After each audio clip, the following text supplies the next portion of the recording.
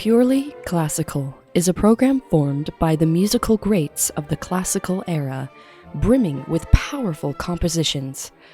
The concert features two pieces by Mozart, his third violin concerto and his Symphony No. 40, as well as the Leonore Overture from Beethoven's opera Fidelio.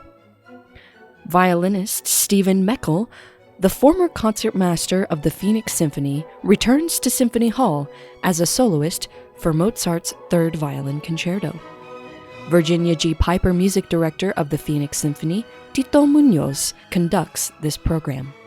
First up in the show is the Leonore Overture from the opera Fidelio by Ludwig van Beethoven. Beethoven was born in the year 1770 in Germany. In his lifetime, Beethoven only produced one full-length opera called Fidelio. He began composing this work in 1804, and it was first performed the following year under the title Leonore. After just 3 performances, the opera closed. Beethoven revised and shortened the production for a revival and swapped in a new overture. This new overture, known as the Leonore Overture No. 3, was actually the second revision of the piece, but musicologists botched the numbering and the mistake has stuck ever since. In 1814, Beethoven revised his opera yet again. These revisions brought about another new overture and a title change to Fidelio. Since its removal from the opera, the Leonore Overture No. 3 has become commonplace in the concert hall. It spans 14 minutes and captures the dramatic range of the entire opera.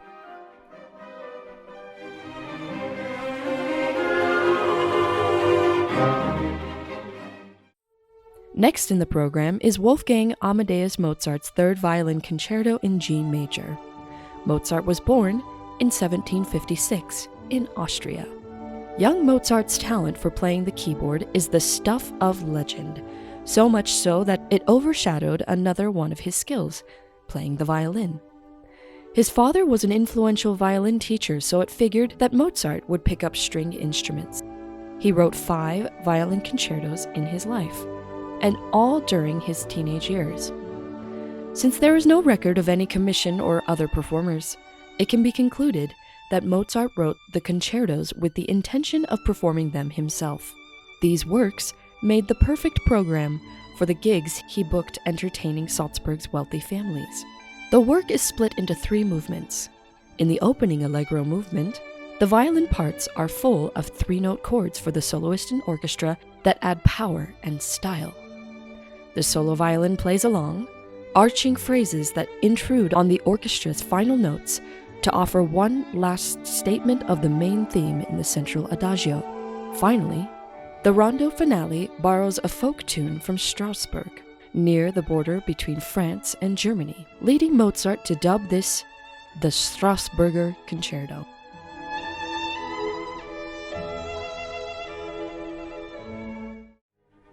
Closing out the purely classical program is Mozart's Symphony No. 40 in G minor. He wrote his final 3 symphonies with 8 weeks in the summer of 1788. This was near the end of his life, when he had very little money. Mozart was forced to ask friends for loans and move his growing family to the suburbs. Whatever opportunity prompted him to pen the symphonies seems to not have panned out, and he probably did not hear all 3 performed before his death. This was only the second work that Mozart had set in a minor key, the first being his Symphony No. 25 that he wrote at age 17, and this new symphony was a world apart. With a bigger and bolder sound, this proto-romantic symphony achieves a feeling of propulsion by contrasting the beat with the underlying architecture of the phrase. The Andante's second movement moves away from the turbulence of G minor, but the hiccuping rhythms and delayed resolutions recall the first movement. The Menuetto is unusually serious for the portion of the symphony that often serves as a light diversion.